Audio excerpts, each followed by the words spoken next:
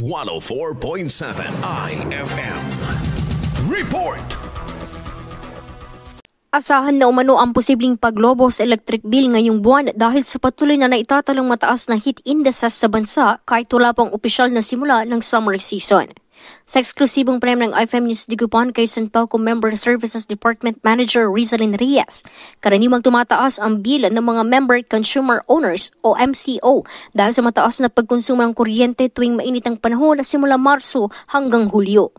Based on trend na nangyayari every year, talagang ang konsumo ng ating mga MCOs or Member Consumer Owners ay nag-shoot up starting March, April, May, June, July. Yan yung talagang pinakamatataas na i-register na consumption ng ating mga MCOs. Yan ang tinig ni Sanpelco Member Services Department Manager Rizalyn Reyes. Nilinaw naman ng opisyal na hindi tumataas ang electric bill dahil sa ipinapatupad na taas singil, ngunit dahil sa mataas na konsumo ng bawat miyembro.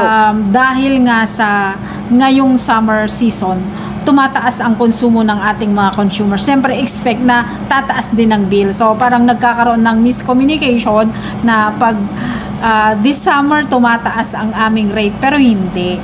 Nagkakataon lang na tumataas ang kanilang konsumo. Pag tumaas ang konsumo, siyempre, lalaki din ang kanilang electricity bill. Sa kasalukuyan, wala pa umunong nakaambang taas singil sa kuryente ang Sanpelco. Sa kabila nito, tiniyak ng opisyal na patuloy na tinutugunan ng tanggapan ang bawat aberya sa planta at iba pang pasilidad upang makapagbigay serbisyo sa mga consumer. Kasama mo mula dito sa IFM Digupan, ito si Idol Jam Victorio. Tatak, IFM. IFM News. IFM News. IFM News.